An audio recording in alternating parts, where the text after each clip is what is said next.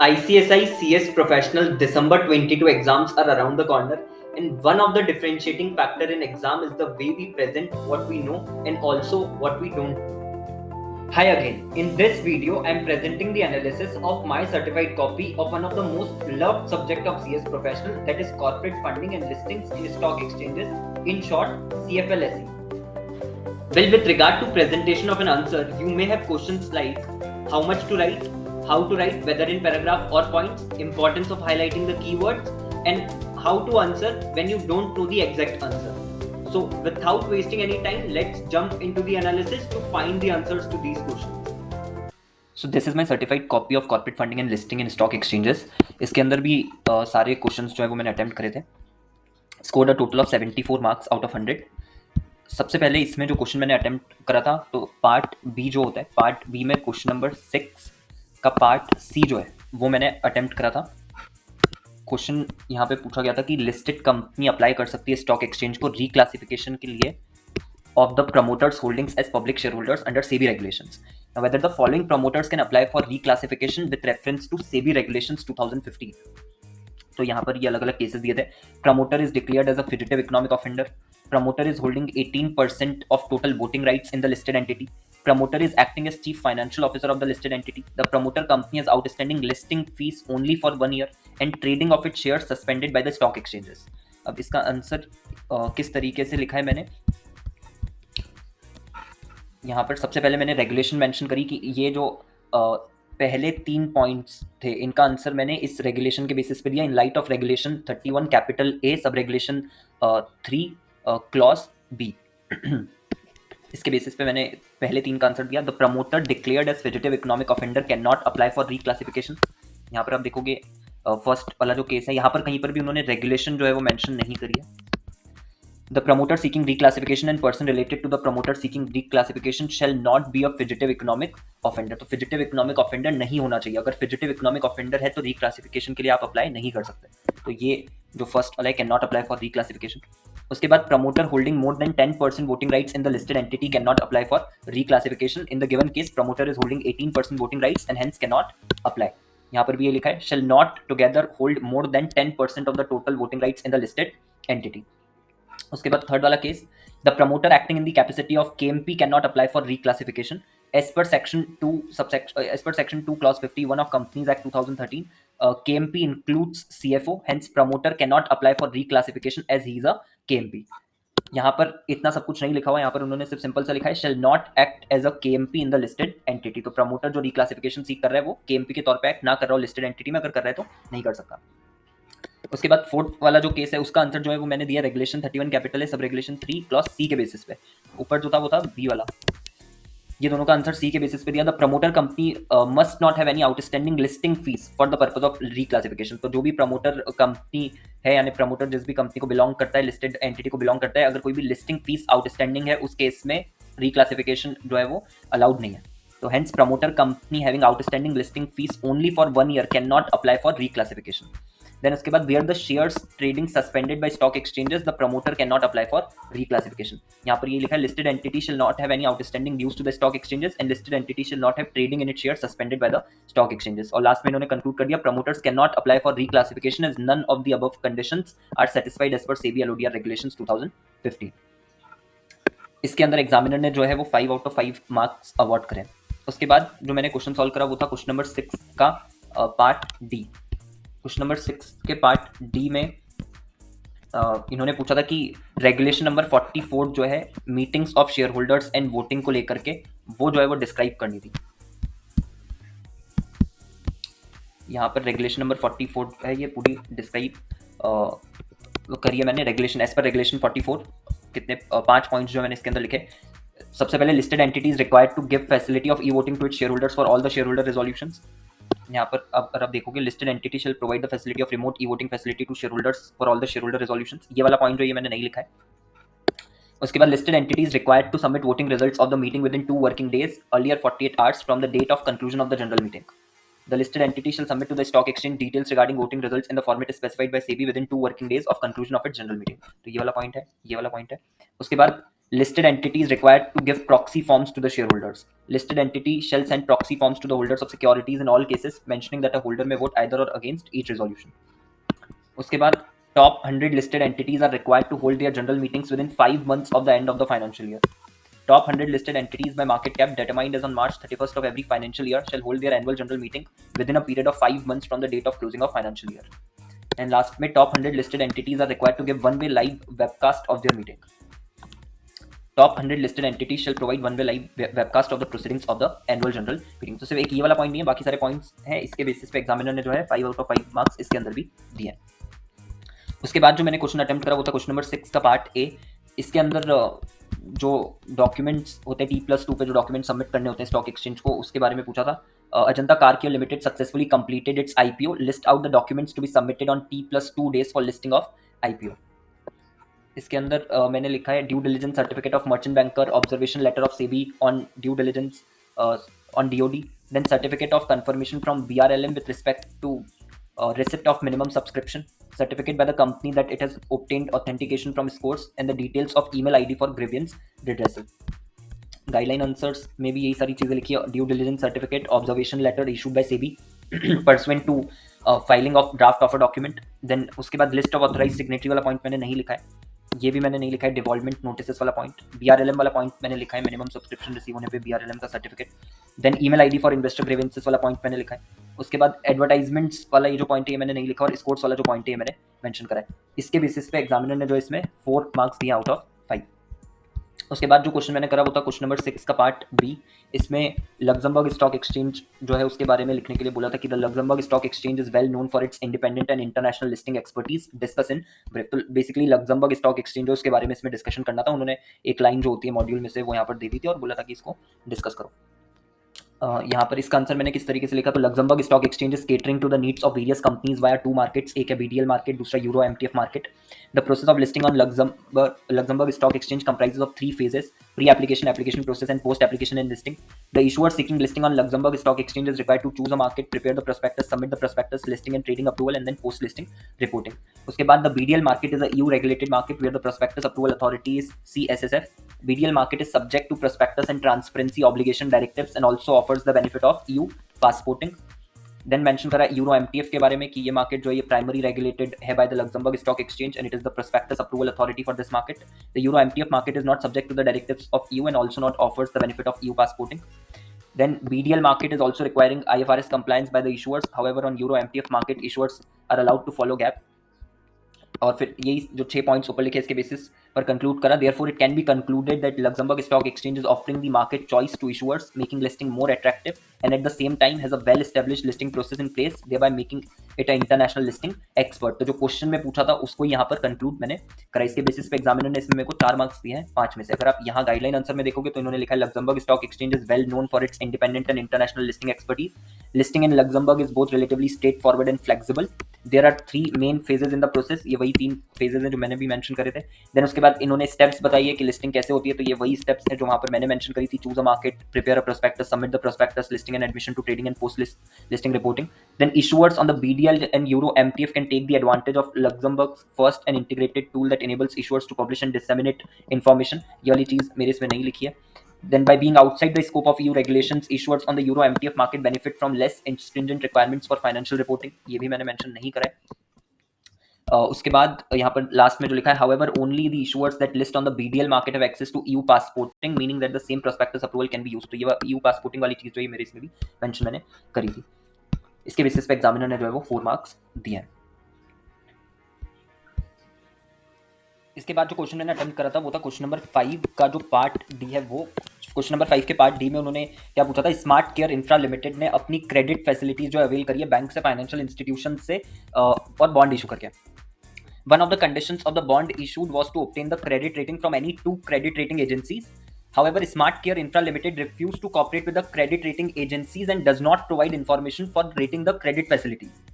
Explain the above situation with reference to SEBI guidelines on norms for rating agencies on non-cooperative firms. तो इसमें से उन्होंने जो SEBI ने गाइडलाइंस प्रोवाइड करी है कि रेटिंग एजेंसीज क्या करेंगी अगर कोई भी जो फर्म है वो नॉन कोऑपरेटिव बन जाती है उस केस में. उसको लेकर के वो गाइडलाइन जो है वो यहाँ पे लिखनी थी। इसको मैंने किस तरीके से लिखा है, सबसे पहले the CRAs credit rating agencies can downgrade the rating to non investment grade with issuer not cooperative status where the issuer remains non cooperative for more than 6 months. अब इन गाइडलाइन आंसर्स में अगर देखें तो गाइडलाइन आंसर्स में भी सबसे पहले स्टार्टिंग में इसी तरीके से उन्होंने लिखा है कि as per directive of SEBI credit rating agencies are required to downgrade an instrument to non investment grade with issuer not cooperating status if all the outstanding ratings of the issuer remain non cooperative for more than 6 months. तो ये चीज, उसके बाद further CRAs will not give any rating to the issuer if it remains non-cooperative for further period of 6 months।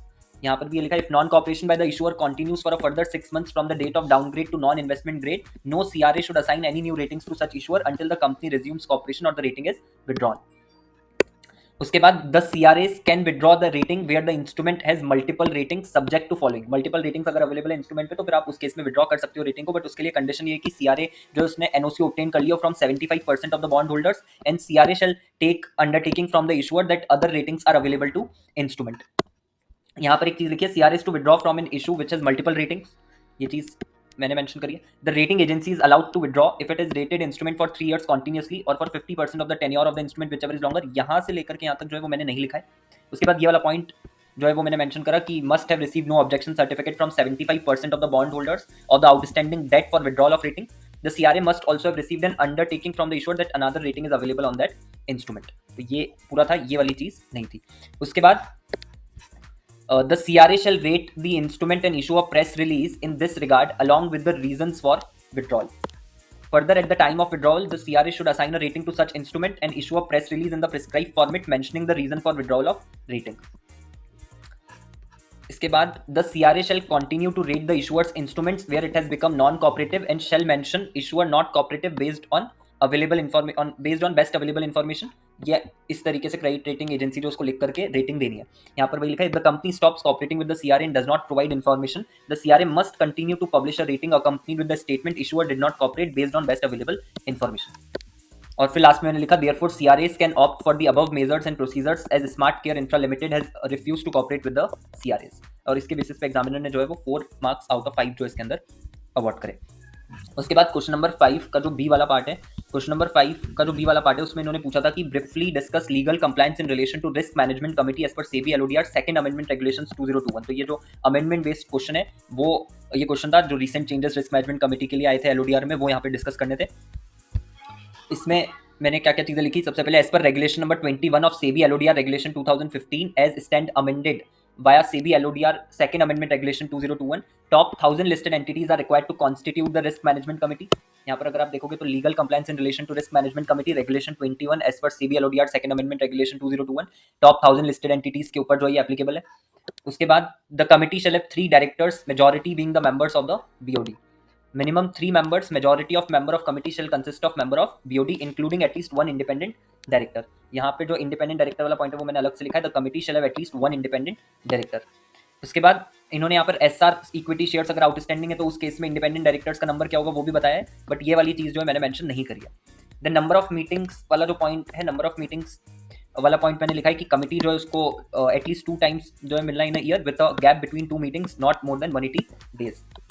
यहाँ पे भी वही लिखा है at least twice in a year and not more than 180 days shall elapse between any 2 consecutive meetings. उसके बाद quorum वाला point भी है, कोरम वाला पॉइंट यहाँ पे मैंने लिखा of the committee must have attendance of at least 1 member of BOD, 2 members or 1/3 of the members of the committee whichever is higher including at least 1 member of the BOD in attendance। तो मैंने सिर्फ इतना part लिखा, starting का नहीं लिखा कि 2 members और 1/3 of members whichever is higher, ये वाली चीज नहीं लिखी, सिर्फ ये लिखा कि एटलीस्ट 1 member होना चाहिए of the BOD in attendance. तो इतने पॉइंट्स जो है मैंने इस आंसर के अंदर लिखे थे क्वेश्चन नंबर 5 का जो पार्ट बी है, और इसके बेसिस पे एग्जामिनर ने 4 मार्क्स जो है इसमें भी दिए आउट ऑफ 5। जो रोल्स एंड रिस्पॉन्सिबिलिटीज वाला पॉइंट है या इसके बाद में ये वाला जो पॉइंट है, ये दोनों ही पॉइंट्स मैंने नहीं लिखे हुए। इसके बाद क्वेश्चन नंबर 5 का जो सी वाला है जिसमें SGX से रिलेटेड क्वेश्चन पूछा था कि SGX main board listing requirement are benchmarked against international standards and are in line with the best practices from developed jurisdiction discuss in brief. अब इसमें क्या क्या चीज़ें यहाँ पर लिखी है इन्होंने, तो आप देखो इतना सा ही आंसर बस इन्होंने यहाँ पर लिखा है, लेकिन मैंने पूरी लिस्टिंग रिक्वायरमेंट्स वगैरह डिस्कस करी है कि SGX main board serves established companies and gives exposure to wide range of institutional and retail investors। SGX main board has quantitative listing requirement, MOG listing requirement and other listing requirement, जिसका मैंने example दिया, for example shareholder spread, moratorium, independent directors etc।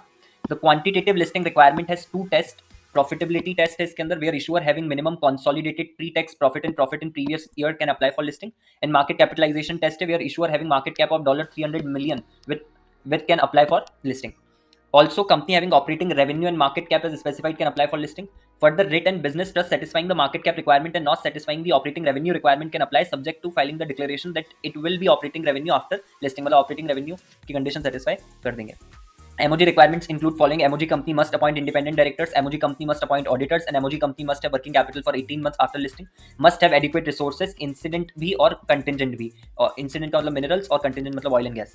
MOG company satisfying above can apply even if not satisfying the quantitative requirement. The other listing requirement जो कि qualitative listing requirements है, उसके अंदर क्या क्या चीजें इंक्लूड की, तो minimum public float of 25% if market cap is less than $300 million, subject to minimum 500 shareholders, approval of documents by SGX and MAS, and 2 independent directors. For foreign issuers, there must be 2 IDs resident of Singapore. There are other conditions as well. And फिर उसके बाद conclude कर दिया, from the above discussion it is clear that SGX has listing requirement benchmark with international standard. तो इसके basis पे examiner ने इसमें जो है 4 मार्क्स दिए 5 में से। यहाँ पर आप देखोगे बहुत छोटा सा आंसर इन्होंने लिखा है कि Singapore is one of the few Asian countries with triple A rating. अच्छा, यहाँ पर इन्होंने जो भी लिखा है वो मेरे आंसर में मैंने कुछ भी इसमें से मेंशन नहीं करा हुआ है, तो यहाँ पर जितना भी लिखा है वो वहाँ पर मेंशन मैंने नहीं करा है। इन्होंने लिस्टिंग रिक्वायरमेंट वगैरह और ये सारी चीज़ें मेंशन नहीं करी। इसका एक और कारण है क्यों नहीं करी इन्होंने, क्योंकि ये जो लिस्टिंग रिक्वायरमेंट्स है तीनों ही, ये लिस्टिंग रिक्वायरमेंट जो अमेंडमेंट आया था, जो नया मॉड्यूल आया था उसके अंदर ये दी थी, पुराने में नहीं दी हुई थी। तो नया मॉड्यूल क्योंकि मैंने पढ़ा था, इसके बेसिस पे मैंने ये आंसर करा। मेरे को लगा कि वो वही लिस्टिंग रिक्वायरमेंट जो उन्होंने ऐड करी थी वही पूछना चाह रहे हैं, बट वो नहीं पूछना चाह रहे थे। उन्होंने सिर्फ एक थोड़ा बेसिक्स आंसर दिया हुआ है कि किस तरीके से वो इंटरनेशनल स्टैंडर्ड को जो है लिस्टिंग रिक्वायरमेंट मैच करती है। उसके बाद 5 का जो ए वाला पार्ट है ये मैंने करा। 5 का जो ए वाला पार्ट है इसमें वैल्यू ऑफ राइट इशू जो है ईच शेयर राइट इशू का वो पूछा था। Sunlight solar limited decides to issue 6 right shares for every 11 shares held. The right shares are priced at ₹561 each and the present cum right price of the company share traded in NSE BSE is ₹785। Average floating cost of each right share is ₹10। Calculate the fair value of the right. इसमें basically fair value of the right जो है वो calculate करना था। इसमें मैंने इसको जो है जिस तरीके से करा है वो मैंने पूरे ही गलत करा है, तो इसमें एग्जामिनर ने जो है वो 0 मार्क्स दिए हुए हैं। तो ये जो है ये गलत तरीके से मैंने कैलकुलेट करा और ये क्वेश्चन मैंने सबसे लास्ट में करा था, बिकॉज ये मेरे को थोड़ा सा श्योर नहीं था मैं कि किस तरीके से होगा सॉल्व, तो इसको मैंने लास्ट में अटेम्प्ट करा था जब पूरा पेपर हो गया था उसके बाद। अब इसमें किस तरीके से उन्होंने करा कि सबसे पहले लिखा market value of the 11 existing holdings at the rate 785 पर शेयर 8635। तो यहाँ पे मैंने भी प्राइस ऑफ 11 शेयर्स जो है वो कैलकुलेट करी है, बट ये जो प्राइस मैंने कैलकुलेट करी है मैंने मल्टीप्लाई जिससे करा होगा, जिस वैल्यू से मल्टीप्लाई करा होगा वो मैंने अलग वैल्यू ले ली, जो मेरे को लेनी चाहिए थी वैल्यू वो मैंने नहीं ली। तो बेसिकली ये वाला जो है ये पूरा ही आंसर गलत था और इसी के बेसिस पे जो है एग्जामिनर ने उसमें 0 मार्क्स दिए हुए हैं। उसके बाद पार्ट ए से क्वेश्चन नंबर 4 का जो पार्ट ए है वो मैंने सॉल्व करा था। क्वेश्चन नंबर 4A सारे क्वेश्चन इसके अंदर जो है 3 मार्क्स के थे। इसमें बैंक गारंटी को लेकर के कैलकुलेशन आई थी कि makes an application Moon limited makes an application for bank guarantee limit for the financial year 2021-22 with following data to PQR bank limited. Outstanding bank guarantee as per last audited balance sheet ₹95 lakhs। Bank guarantee required for financial year 2021-22 115 lakhs and estimated maturity or cancellation during the period 65 lakhs। Compute the bank guarantee limit of Moon Limited for the financial year 2021-22। यहाँ पर आप देखो इन्होंने इतना सा जो है इसका आंसर लिखा है कि for the financial year 2021-22 computation of bank guarantee limit of Moon limited. सबसे पहले 95 lakhs outstanding bank guarantee as per audited balance sheet, then add करा bank guarantee required during the period and then less करा estimated maturity और cancellation during the period. ये आ गया requirement of bank guarantee 145 lakhs। इस तरीके से मैंने भी यहाँ पर लिखा है calculation of bank guarantee limit of Moon limited for financial year 2021-22 outstanding bank guarantee as per last audited balance sheet 95 lakh, add करा bank guarantee required for financial year 2021-22 115 lakh and less करा estimated maturity और cancellation during the period ₹65 lakh। Bank guarantee limit for financial year 2022 145 lakh और इसके basis पे examiner ने जो है वो 3 out of 3 इसके अंदर मार्क्स दिए। उसके बाद जो क्वेश्चन था वो था 4th का बी वाला। इसके अंदर सिक्योरिटाइजेशन को एक्सप्लेन करने के लिए बोला था कि securitisation is the transformation of financial assets into securities, discuss in brief. यहाँ पर इन्होंने पूरा सिक्योरिटाइजेशन को समझाया है, इन्होंने स्टेप्स भी लिखे, चारों स्टेप्स जो सिक्योरिटाइजेशन में इन्वॉल्व होती है। अब एक्सप्लेन यहाँ पर मैंने भी करा हुआ है। Securitisation refers to the process of pooling of homogeneous illiquid financial assets and converting them into marketable securities. यहाँ पर भी यही इन्होंने लिखा है, process of pooling and repackaging of homogeneous illiquid financial assets into marketable securities. उसके बाद the securities issued are secured by segregated income producing assets. It is the transformation of financial assets into securities. The process leads to creation of financial instruments that represent ownership interest in or are secured by segregated income producing asset और pool of asset. तो बीच की कुछ चीज़ें नहीं है, but ये वाली जो लाइन है ये मैंने मेंशन करी हुई है. उसके बाद securities are issued to the investors and the proceeds are utilised for making the payment to the owner of financial assets, generally banks. Special purpose distinct entities formed for the purpose of securitization, and SPD buys the financial assets from the owner. Securitization helps the banks by providing quick cash flows in lieu of their outstanding loan amounts. तो यहाँ पर आप देखो कि जो process है वो process मैंने मेंशन नहीं करी है. प्रोसेस मेंशन नहीं करी, इसलिए एग्जामिनर ने यहाँ पर जो 2 मार्क्स दिए हुए हैं आउट ऑफ 3. ये प्रोसेस जो है ये मेंशन करनी थी, बट ये प्रोसेस मैंने मेंशन नहीं करी. उसके बाद जो क्वेश्चन सॉल्व करा मैंने वो है 4 का सी वाला. ECB प्रोसीड्स के पार्किंग को लेकर के क्वेश्चन था. Explain in brief manner of parking of ECB proceeds abroad as well as domestically. तो दोनों इसमें एक्सप्लेन करने थे. तो यहाँ पर सबसे पहले ये लिखा parking of ECB proceeds abroad कहाँ कहाँ कर सकते हैं. The amount of ECB proceeds mean for foreign currency expenditure can be parked abroad. Then parking can be done by investing the proceeds into certificate of deposits of any bank, investing in liquid instruments like mutual fund, treasury bills, etc., and making deposit with foreign branches subsidiaries of Indian banks. यहाँ पर भी लिखा है deposits और certificate of deposit और other products offered by banks rated not less than AA- by standard and poor Fitch, IPCA और AA3 bye Moody's. तो ये रेटिंग का मेंशन जो है वो मैंने नहीं करा. मैंने सिर्फ ये लिखा कि आप सर्टिफिकेट ऑफ डिपॉजिट में इन्वेस्ट कर सकते हो. देन ट्रेजरी बिल्स और other monetary instruments of 1 year maturity having minimum rating as indicated above. उसके बाद deposits with foreign branches subsidiaries of Indian banks abroad. Then parking of ECB proceeds domestically के अंदर लिखा the amount of ECB proceeds meant for rupee expenditure can be parked domestically. The proceeds are required to be repatriated immediately to India and be deposited with AD Category 1 bank in an account opened for this purpose. And the borrower can also invest the amount in term deposits having maturity of not more than 12 months. ECB proceeds mean for rupee expenditure should be repatriated immediately for credit to their rupee account with AD Category 1 bank in India. ECB borrowers are also allowed to park ECB proceeds in term deposits with AD Category 1 banks in India for a maximum period of 12 months cumulatively. These term deposits should be kept in unencumbered position. ये last वाली जो line है मैंने mention नहीं करी, बाकी सारी चीजें जो इसमें मेंशन करी हुई है. इसके बेसिस पे एग्जामिनर ने जो इसमें भी 2 मार्क्स दिए 3 में से. उसके बाद जो 4 का ई वाला क्वेश्चन था जिसमें discuss the obligations and duties of electronic book provider in relation to issuance of debt securities, ये चीज पूछी थी. तो ये पूरा जो इन्होंने बताया कि क्या उसकी ऑब्लिगेशंस वगैरह होती है. Obligations and duties of electronic book provider includes facilitating bidding for the issue, ensure that bidding platform is working smoothly, to coordinate with the issuer in proper submission of bidding details, ensure proper infrastructure is in place and resolve the queries of prospective bidders. ये वाला question जो है ये भी मैंने last के लिए जो है छोड़ दिया था, लास्ट में सॉल्व करा था इसको भी. पेज जो है आप छोड़ सकते हो, बीच में कोई भी अगर आपको पार्ट नहीं आ रहा है तो आप उसके लिए एक पेज जो है वो छोड़ करके दूसरा पार्ट जो है वो सॉल्व करने जो है लग जाना, क्योंकि टाइम आपको सेव करना है. तो इसको भी लास्ट में करा था. जितने पॉइंट्स याद आ रहे थे और जो मन से बना करके लिख सकते थे उतने पॉइंट्स इसके अंदर लिखे. 5 पॉइंट्स इसके अंदर लिख दिए. इसमें एग्जामिनर ने जो है 1 मार्क्स दिया है 3 में से. यहाँ पर आंसर में चीज़ें अलग लिखी हुई है. पहले उन्होंने थोड़ा सा बताया इलेक्ट्रॉनिक बुक प्रोवाइडर के बारे में, फिर उसके बाद लिखा है कि ऑब्लिगेशंस एंड ड्यूटीज में EBP इंश्योर करता है all the details regarding issuance is updated on the website of EBP. Then EBP shall together ensure operational procedure is standardised across all EBP platforms. Issuer has disclosed estimated cut off yield range to the EBP.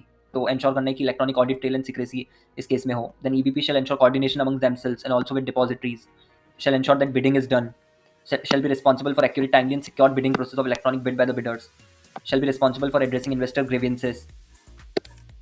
तो ये जो है resolve queries of prospective bidders, proper infrastructure होना चाहिए जिससे bidding facilitate हो सके. कुछ कुछ चीज़ें मैच हो रही थी, एग्जैक्टली तो नहीं बट मैच हो रही थी, इसीलिए एग्जामिनर ने जो है वो 1 मार्क्स इसमें दे दिया 3 में से. उसके बाद क्वेश्चन नंबर 4 का जो डी वाला है, क्वेश्चन नंबर 4 के डी वाले में 2 आंसर्स दिए हुए हैं. एक ये आंसर दिया है और एक अल्टरनेट आंसर और दिया है जिसमें उन्होंने बहुत सारी चीज़ें मेंशन करी है. तो जो ये अल्टरनेट आंसर है ये मैंने नहीं लिखा है, जो ये वाला आंसर है ये मैंने लिखा हुआ है. 4 का जो डी है उसमें उन्होंने ये पूछा था कि what are the conditions for issuance and listing of non equity regulatory capital instrument by banks, enumerate in brief. इसमें मैंने लिखा कि the conditions are as follows. Bank is required to obtain approval from RBI and stock exchange. Bank shall satisfy the prudential norms and bank must satisfy the requirement of stock exchange with respect to listing of securities. इसमें examiner ने जो है वो 2 marks दिए 3 में से. यहाँ पर भी ऐसे ही लिखा हुआ है कि अगर आपको परपेचुअल डेट इंस्ट्रूमेंट वगैरह, perpetual non cumulative preference share वगैरह इशू करने तो आप ये कर सकते हो, बट आपको प्रायर अप्रूवल लेना पड़ेगा RBI का. देन अगर बैंक इनकॉर्पोरेटेड हुई एज अ कंपनी तो it shall in addition comply with the provision of companies act. ये वाला पॉइंट मैंने नहीं लिखा. एंड उसके बाद bank shall comply with the terms and conditions as may be specified by SEBI from time to time and adequate disclosure करने offer document में regarding the features of these instruments and relevant risk factors if such instruments are listed shell comply with the listing requirement. तो ये listing requirement stock exchange वाला जो point है वो मैंने mention करा है, बट बीच में कुछ चीज़ें हैं यहाँ पे जो मैंने मेंशन नहीं करी हुई है, तो ये अंतर एग्जैक्ट सेम ऐसा नहीं है, बट फिर भी एग्जामिनर ने जो इसमें 2 मार्क्स जो है वो दिए। इसके बाद मैंने जो क्वेश्चन सॉल्व करा था वो तो क्वेश्चन नंबर 3 का पार्ट ए। क्वेश्चन नंबर 3 का जो पार्ट है उसमें उन्होंने पूछा था कि एलिजिबिलिटी कंडीशंस एक्सप्लेन करनी है fast track follow on public offer की। इसमें मैंने सबसे पहले लिखा following are the eligibility conditions for fast track FPO. Companies equity shares have been listed for at least 3 years. Promoters entire shareholding must be in demat form. Average trading turnover must be 2% of weighted average number of shares. Average market cap of public shareholding must be 1000 crore and in right issue must be 250 crore. Average delivery based trading turnover must be 10% of the annualized trading turnover. There has been no settlement by way of consent order or settlement mechanism in past 3 years. There has been no show cause notice or disciplinary actions against the promoters, whole time director in past 3 years. The company has resolved 95% of investor grievances received up to the quarter immediately preceding the reference date, and the audit qualifications wherever quantifiable must not exceed 5% of net profit or loss. तो ये जो 8 conditions थी ये मैंने इसमें mention करी, और भी कई सारी कंडीशंस थी बट मैंने सारी कंडीशंस यहाँ पर मेंशन नहीं करी, सिर्फ 8 ही कंडीशंस जो है वो यहाँ पर मेंशन करी। इसके बेसिस पे एग्जामिनर ने जो है 4 मार्क्स इसमें दिए हैं 5 में से। यहाँ पर भी यही सारी कंडीशंस लिखी हैं, इन्होंने सारी कंडीशन लिखी है, कुछ जो है वहाँ पर इन्हीं कंडीशंस में से 8 कंडीशन जो मैंने वहाँ पर लिखी, इन्होंने जितनी कंडीशन लिखी है वो है 12 कंडीशंस। 12 कंडीशंस इन्होंने लिखी है, मैंने वहाँ पर सिर्फ 8 लिखी है, और कोई भी कंडीशन जो मैंने वहाँ पर लिखी है वो गलत नहीं लिखी है। इसमें जितना भी कुछ लिखा हुआ है उससे मैच करती है। ऑब्वियसली लैंग्वेज अलग है बट जो भी रेलेवेंट पॉइंट है वो सारा उसमें कवर हुआ है। उसके बाद जो क्वेश्चन सॉल्व करा था मैंने वो था 3rd का बी वाला, जिसमें limit for letter of credit जो है वो कैलकुलेट करना था। ये वाला क्वेश्चन था, इसमें पूरा ये आपको डिटेल्स बताई हुई है कि calculate the limit for LC for financial year 2021-22, estimated raw material purchase, estimated purchase under LC for financial year 2021-22, then of which import of raw material under letter of credit is इतना, late time domestic के case में इतना, import के case में इतना है, transit time domestic के case में इतना, इंपोर्ट के केस में इतना है, क्रेडिट यूसेंस पीरियड अवेलेबल डोमेस्टिक में इतना है और इंपोर्ट में इतना है। अब इसका कैलकुलेशन यहाँ पर इन्होंने करा हुआ है, ये पूरा कैलकुलेशन इन्होंने करा है। इसी तरीके से कुछ मैंने भी कैलकुलेशन करा है। Calculation of limit for LC for financial year 2021-22, import of raw material 64.80 crore, monthly consumption of raw material 5.4 crore, total time involve in import, ये इंपोर्ट वाला केस है तो इंपोर्ट वाले केस में कितना टोटल टाइम है, तो लेट टाइम, ट्रांजिट टाइम और यूसेंस पीरियड जो इसको ऐड कर लिया 8 months, और एलसी की लिमिट जो है वो निकाल दी 43.2 crore multiplying B and C 5.4 crore multiplied by 8। वैसे ही purchase of raw material domestically होगा तो उस केस में कैसे निकालेंगे, वही 151.2 crore, monthly consumption 12.6 crore, then total time involve, तो डोमेस्टिक वाला जो टाइम दिया होता है उसको ऐड कर दिया 3 months, and then LC limit B into C 12.6 crore multiplied by 337.8 crore. Total LC limit अगर हम देखें इंपोर्ट प्लस डोमेस्टिक वो हो गया 81 करोड़। इसमें एग्जामिनर ने जो है 5 out of 5 मार्क्स जो है वो दिए हुए हैं। इनका भी आंसर यही आया है, यहाँ पर 43.2 करोड़ और यहाँ पे 37.8 करोड़। इसके बाद जो क्वेश्चन मैंने सॉल्व करा था वो था क्वेश्चन नंबर 3rd का सी वाला। इसमें इन्होंने बोला था कि prepare a checklist considering the conditions to be fulfilled by a company as per the provisions of companies issue of global depository receipts rules 2014। इन्होंने यहाँ पर इसका बहुत बड़ा आंसर लिखा है, सब रूल्स वगैरह भी मेंशन करे हैं, अगर आप देखोगे इतना बड़ा आंसर है इनका, लेकिन इतना बड़ा आंसर जो है वो मैंने नहीं लिखा है इसका।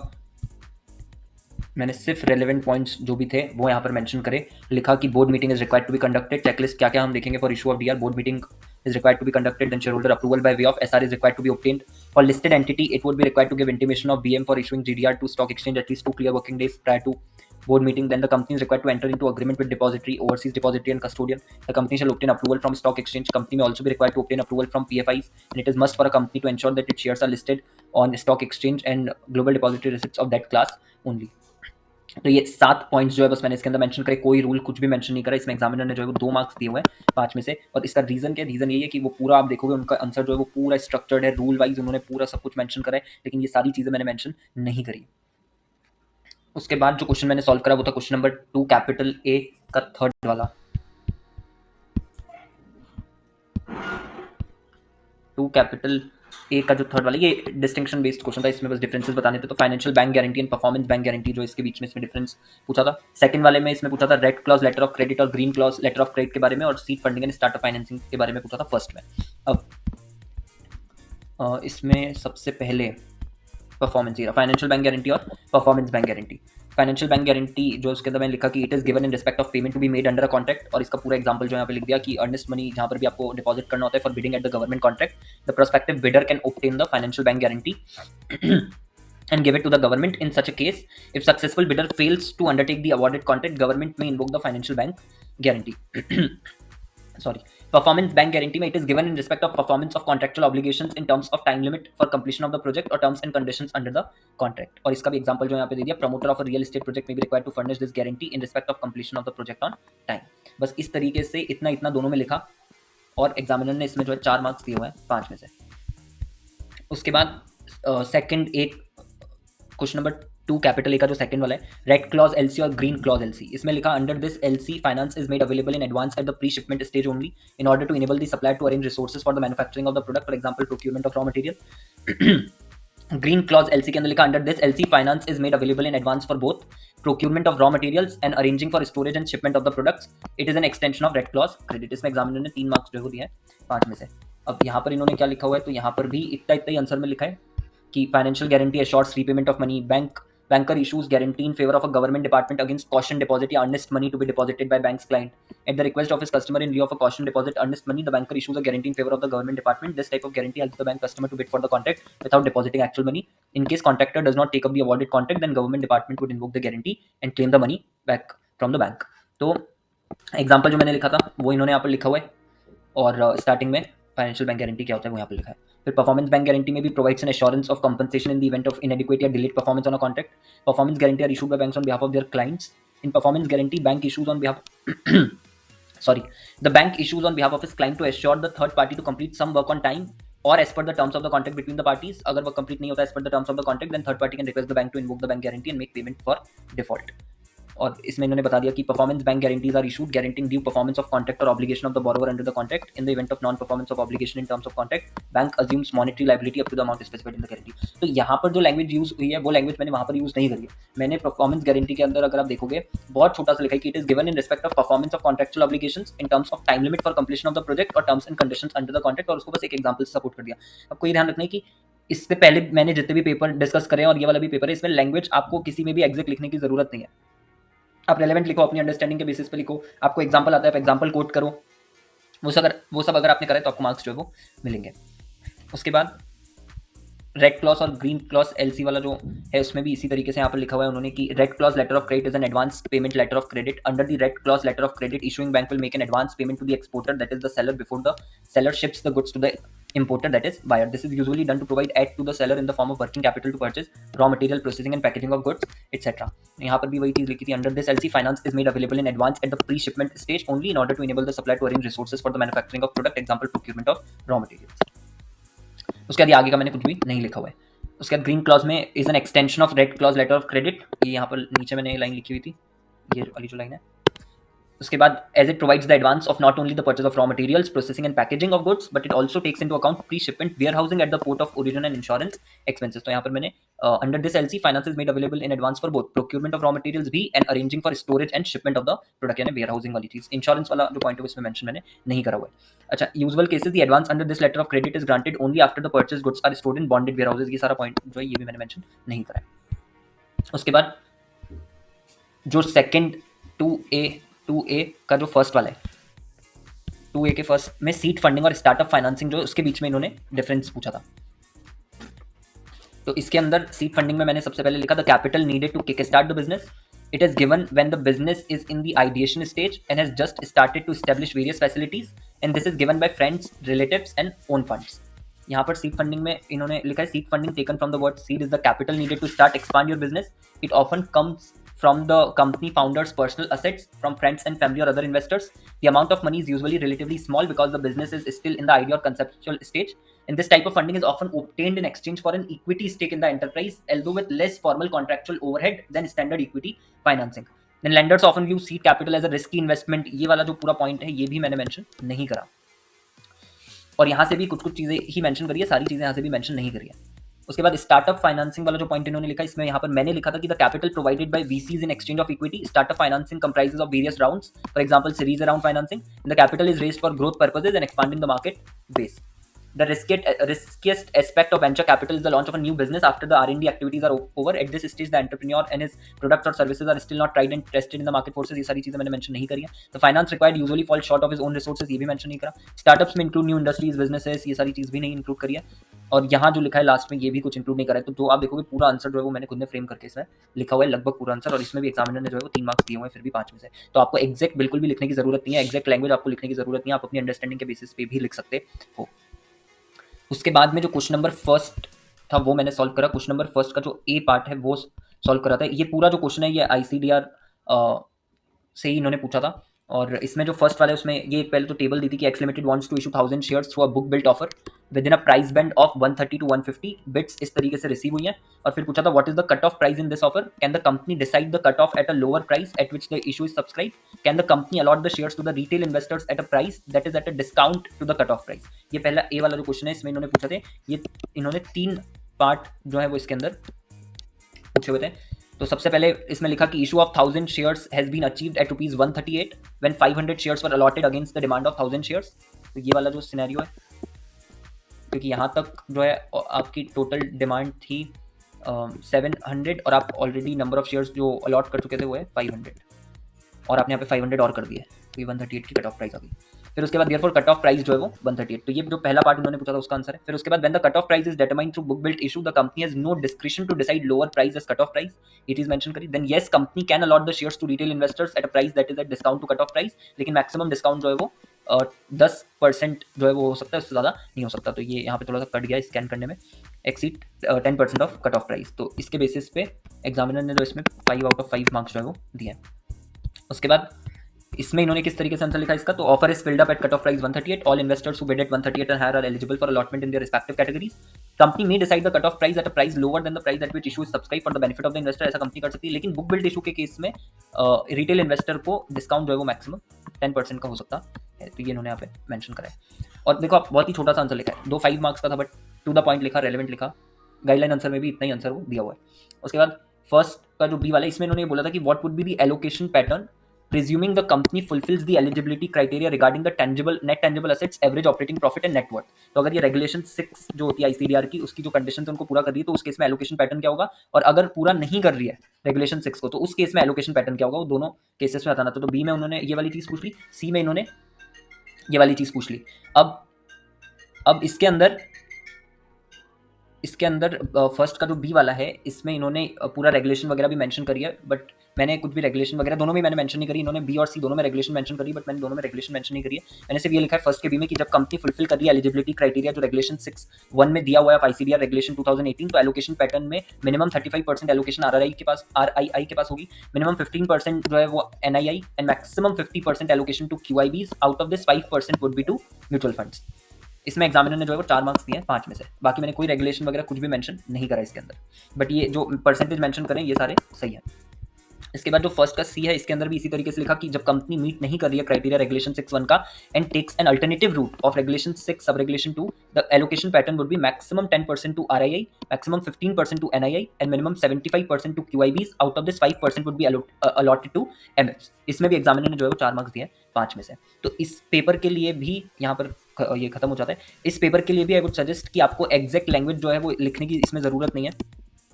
तो एग्जैक्ट लैंग्वेज जो है वो लिखने की ज़रूरत नहीं है इसमें.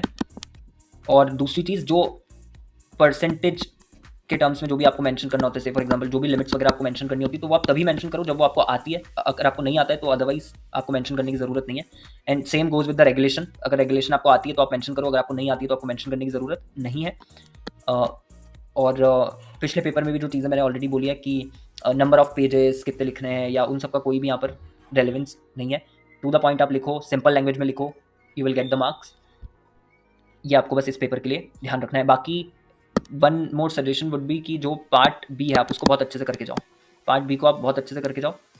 इसी से आपको अपना जो है, अगर आपने बहुत अच्छे से करा है ये वाला पार्ट तो आपको इसी से अपना पेपर भी स्टार्ट करना चाहिए.